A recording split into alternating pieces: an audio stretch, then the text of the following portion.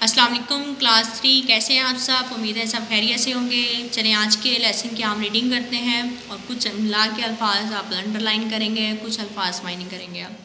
तो सबक है हमारा टिड्डे मियाँ की पिटाई, पेज नंबर 78। आज हम इसकी रीडिंग करेंगे, इसकी पढ़ाई करते हैं। टिड्डे मियाँ की पिटाई, टिड्डे इसको अंडरलाइन कर लें।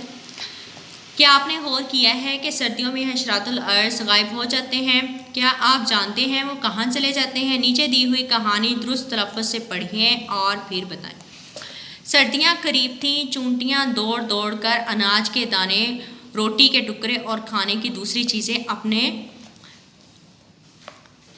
अपने बिलों में ज़ख़ीरा कर रही थी। दूसरी तरफ शहद की मक्खियाँ भी सुबह से शाम तक फूलों से रस इकट्ठा करती नज़र आती। गर्ज के तमाम कीड़े सर्दी से बचने के बंदोबस्त में लगे हुए थे। बस एक टिड्डे मियाँ थे जो अपना वक्त यूं ही गंवाते। तमाम कीड़े उनसे कहते कि यूं वक्त ज़ाया ना करें, मगर वो किसी बात की परवाह ना करते। अपना सारा दिन गप्पे लगाने में गुजार देते। दरख्तों के पत्ते झड़ने लगते। वक्त गुजरता रहा और मौसम भी वक्त के साथ साथ बदलता रहा।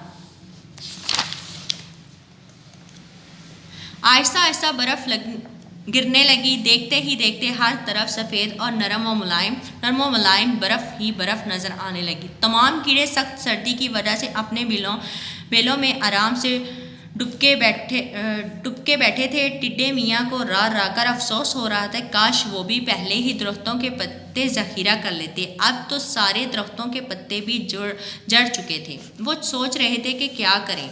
फिर उन्हें एक तरकीब सूझी। वो उठे और अपने बोरे में से एक बेहोश करने वाला स्प्रे ढूंढने लगे। थोड़ी देर में स्प्रे मिल गया। उन्होंने जल्दी से अपना मैला कुचैला कंबल ओढ़ा और उसमें स्प्रे छुपाकर बाहर निकल गए। बाहर सख्त सर्दी थी। वो मुंह लपेटे छत्ते के तरफ चल दिए।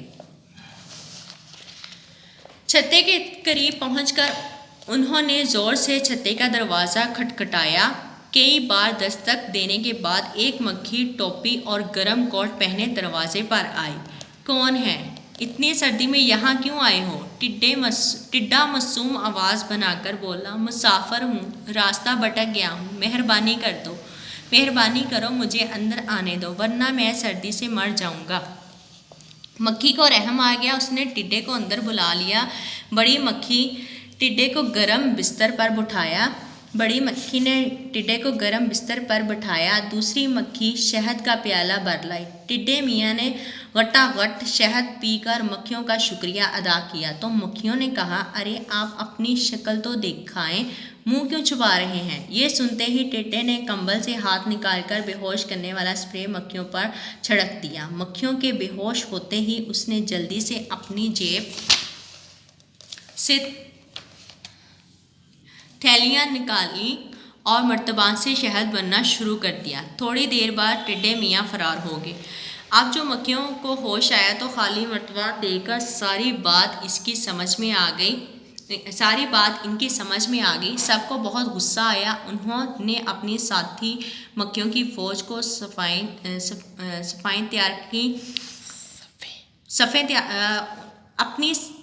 उन्होंने अपनी साथी मक्खियों की फ़ौज की सफ़ें तैयार की और टिड्डे मियाँ के घर पर हमला किया। उसकी खूब पिटाई की, अपना सारा शहद समेटा और कैदी बना टिड्डे मियाँ को अपने छत्ते में ले आए।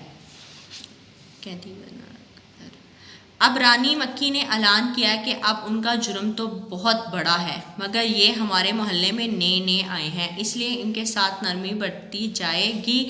सर्दियां ख़त्म होने के बाद जब तमाम मक्खियां शहद जमा करेंगी, टिड्डे मियाँ रस की सारी बाल्टियां छत्ते तक पहुंचाएंगे। इसके अलावा छत्ते की सफाई भी किया करेंगे और अगर इन्होंने भागने की कोशिश की तो तमाम सिपाही मक्खियों को इजाज़त है कि उन्हें जितना ज़ोर से काटना चाहें काट सकती हैं। तमाम मक्खियों ने रानी मक्खी जिंदाबाद का नारा लगाया। टिड्डे मियाँ शर्मिंदा खड़े सोच रहे थे, बुरे काम का अंजाम बुरा होता है।